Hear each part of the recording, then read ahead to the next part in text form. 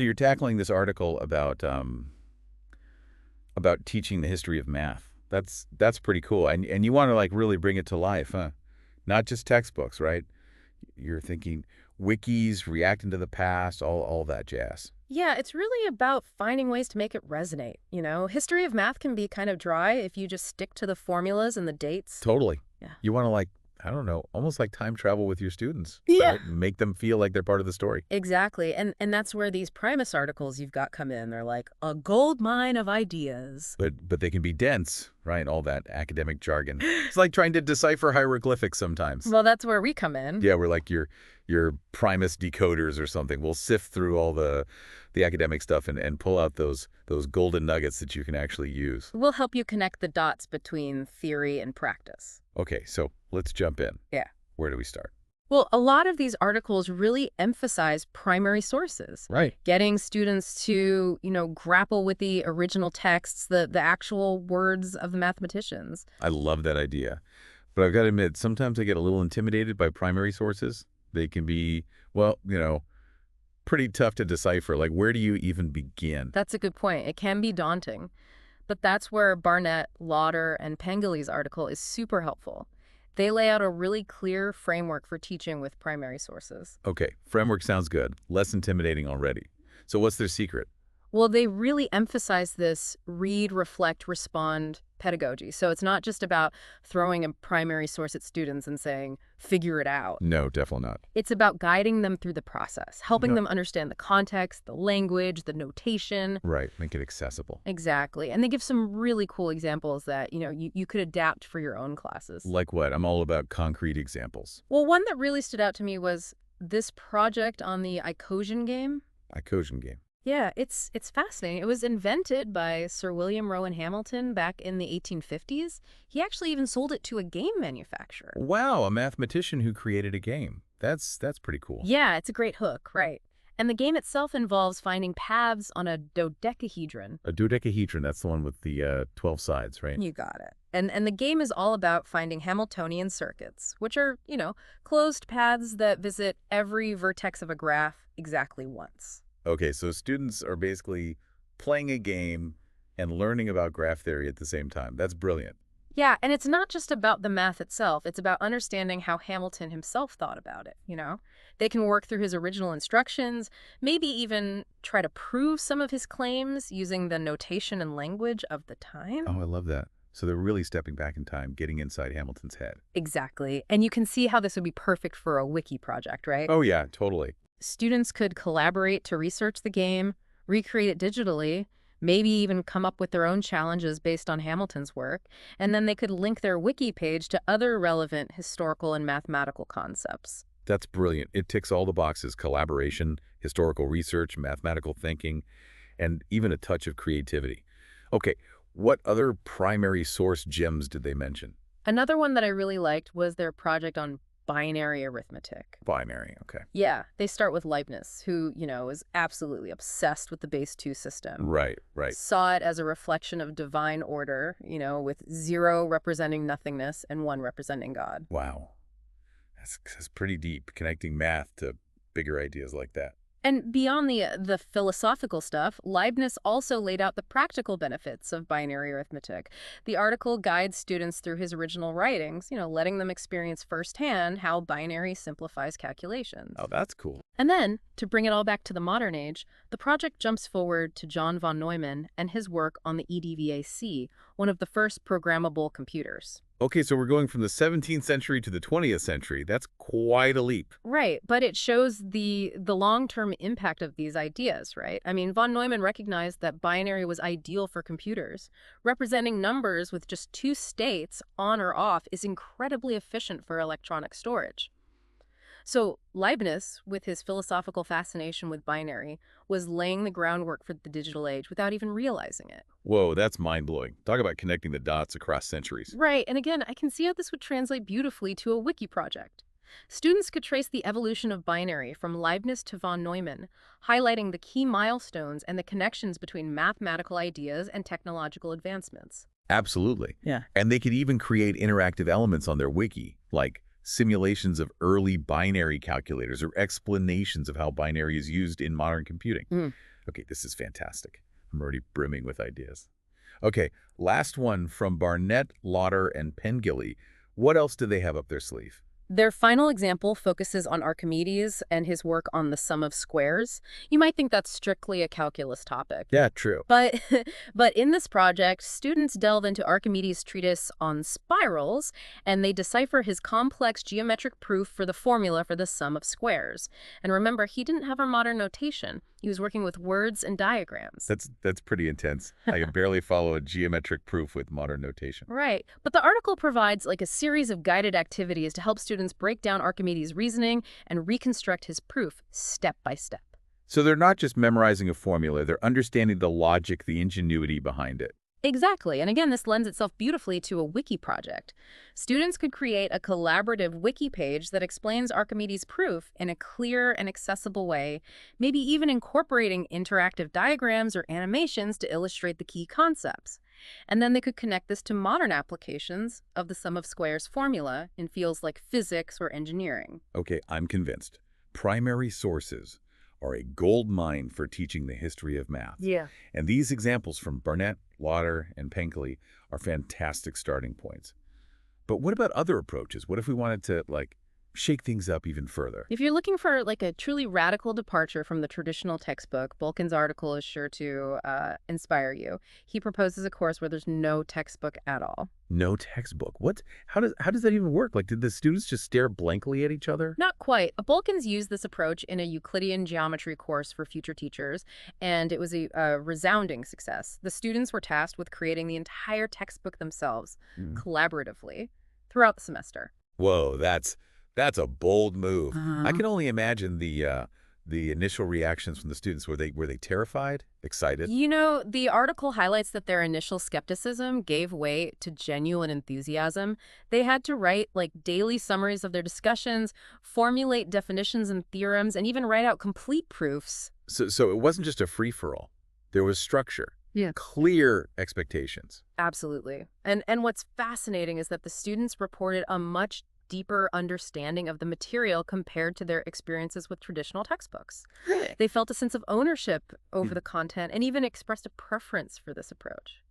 That's remarkable. There's something so powerful about uh, creating knowledge rather than just consuming it. Precisely. And thinking about your article and your own use of wikis in the classroom, Bolkin's approach offers some intriguing possibilities. While you're not ditching textbooks entirely, you could have your students collaboratively build a wiki textbook focused on the history of mathematics. I like where you're going with this.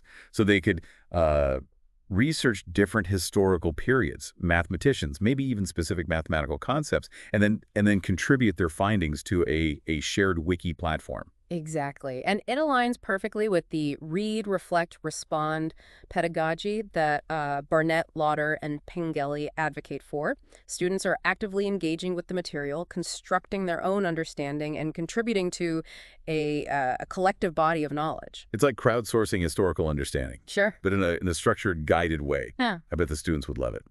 Okay, so we've covered primary sources, student-created textbooks. What other innovative techniques can we glean from these Chimus articles? Well, if you're looking to inject some energy and excitement into your classroom, Carter and Loates, White, and Rubino offer some fantastic ideas. Carter's article describes an activity called the library search. Library search. Sounds like a quest for, like, ancient mathematical scrolls. It is a bit of a quest. Students become like historical detectives, scouring local libraries and archives for old math texts. Can you imagine their delight at uncovering a first edition of Euclid's Elements or a dusty volume filled with handwritten notes from a long-forgotten mathematician? That's what I love about history, those unexpected connections to the past. Yeah. Like holding a piece of mathematical history in your hands. What a fantastic way to spark students' curiosity. Absolutely. And the activity goes beyond just, finding the books. Students then have to analyze how math was presented, the language used, the types of problems posed, and compare it to modern approaches. It's a real exercise in historical perspective taking. That's brilliant. And it, like, perfectly complements the wiki textbook idea. Students could document their library discoveries on their wiki, creating a virtual museum of mathematical texts. Exactly. They could even like transcribe excerpts, create annotations, or compare different editions of the same work. The possibilities are endless. Okay, next up we have Lotz, White, and Rubino. What treasures did they unearth in their article? They offer a couple of highly engaging activities. The first is the Mathematicians Roundtable.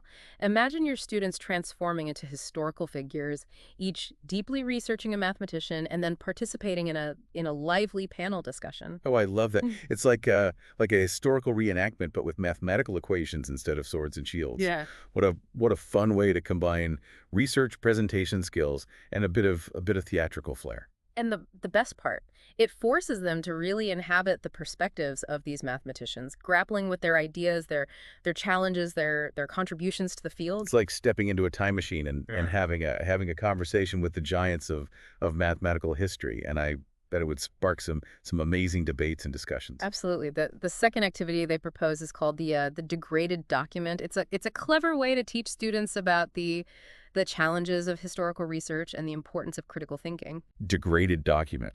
Sounds like something out of like a mystery novel. It does have a bit of a suspenseful feel to it. Basically, a dramatic event is staged in the classroom. Maybe a thief attempts to steal a valuable mathematical artifact, or there's a discovery of a long-lost manuscript. Students are eyewitnesses and have to write down their accounts of what happened. Okay, so far so good. But where does the degradation come in? Their accounts, their documents are then deliberately damaged, crumpled, torn, stained, you name it, just like real historical documents that have been through the ringer. The challenge for the students is to then reconstruct the event based on these fragmented, unreliable sources. Wow, that's such a brilliant way to illustrate the challenges of historical research. Students have to like sift through conflicting accounts, piece together fragmented information, make judgments about the reliability of their sources. It's like they're real historians. Precisely. And it aligns perfectly with your uh, goals of reacting to the past games. Imagine incorporating a degraded document activity into a game about a pivotal moment in mathematical history. Students would have to like weigh the evidence, make deductions, argue their interpretations based on incomplete information. That would take the game to a whole new level. It would add an element of like mystery and challenge that Yeah. would keep the students on the edge of their seats. Okay, so we've got library searches, mathematicians roundtables, degraded documents. I'm starting to feel like a kid in a mathematical candy store. Right. What other treats do these Primus articles have in store for us? We've uncovered some really fantastic ideas so far, but we should probably talk about the practical side of things too. Like you're writing this article about your experiences, right? Right. So there are a few other articles that might be helpful for you. Bears Beisha, for instance, he talks about an escape room activity. Escape rooms. Those are like everywhere these days. But how do you connect that to the history of math? Well, so his escape room uses all sorts of math puzzles, but you could adapt it, incorporate historical problems, challenges inspired by different periods. Like imagine an escape room centered around deciphering ancient Egyptian hieroglyphics to solve a geometric problem, or using Renaissance era tools to crack a code based on Leonardo da Vinci's mathematical principle. That's amazing. It's like a time traveling field trip without ever leaving the classroom. But that sounds like a logistical nightmare. It definitely takes some planning, but think about the payoff, the excitement, the collaboration, the hands-on engagement. It's a memorable learning experience, and remember, you can use your wiki to support the escape room. Students could research historical ciphers, mathematical concepts, or even create digital puzzles as part of their wiki contributions. I love how all these ideas can like be woven together. It's like creating a multi-layered tapestry of historical and mathematical exploration. Okay, what other articles should we be looking at? Well, Farmer and Sheilek, their article really emphasizes the power of non-textbook readings. To broaden students' perspectives, they suggest incorporating historical accounts, philosophical essays, even pieces that connect math to social issues or current events. Oh, that's a fantastic idea. It helps students see that mathematics isn't just this abstract, isolated discipline. It's woven into the fabric of human history and culture. Exactly. And it opens up opportunities for, for rich discussions, interdisciplinary connections. You could have students analyze primary sources alongside historical fiction, philosophical treatises, or even contemporary news articles that relate to mathematical concepts. I see it. I see it. It's like we're showing them the human side of mathematics. Yes. Okay, any other articles that stand out? Yeah, Hein Barnett's article is worth checking out. She advocates for teaching specific historical episodes to illustrate broader themes in the development of mathematics. So rather than trying to cover everything, you focus on a few key moments and really delve into them, drawing connections, highlighting patterns. The classic less is more approach. So instead of overwhelming students with a fire hose of information, you're giving them a few carefully chosen nuggets to savor, to explore in depth. Exactly. So, like, how would you apply this to a history of mathematics course? Well, you might focus on the development of calculus, exploring the contributions of Newton and Leibniz, the controversies surrounding their discoveries, and the impact of calculus on science and technology. Or you could delve into the history of non-Euclidean geometry, examining the challenges to Euclid's axioms, the emergence of new geometric systems, and the implications for our understanding of space and time. Okay, those are great examples, and I imagine these deep dives would lend themselves well to reacting to the past games. Students could role play historical figures involved in these pivotal moments, debating different perspectives, grappling with the complexities of mathematical discovery. Absolutely. And your wiki could become a repository of historical evidence, mathematical arguments, primary source materials that students could draw upon during the game. This is fantastic. I'm so excited for our listener. They're going to have a blast designing this course and writing their article. Speaking of which, any final words of wisdom for them as they, embark on this writing journey? Well, as you craft your article, remember that your personal experiences are valuable. So share your journey authentically. Mhm. Highlighting what worked, what didn't, and the lessons you learned along the way. That's such important advice. It's not about presenting a perfectly polished picture, but about sharing real insights that will resonate with other educators. Exactly. And don't be afraid to be creative and experiment with your writing style. Incorporate vivid anecdotes, student quotes, even moments of humor to bring your experience to life. Make it a story that people will want to read and learn from. Precisely. And most importantly, let your passion for teaching and your love of the history of mathematics shine through. That's what will make your article truly stand out. Wow. What a fantastic way to wrap up this deep dive. We've covered so much ground from primary sources to wiki textbooks to escape rooms and everything in between. I hope our listener is feeling as inspired and energized as I am. Me too. And remember, the history of mathematics is a rich and vibrant tapestry waiting to be explored. So go forth, embrace the challenge, and have fun sharing your discoveries with the world. And on that note, we bid you farewell. Happy teaching and happy writing.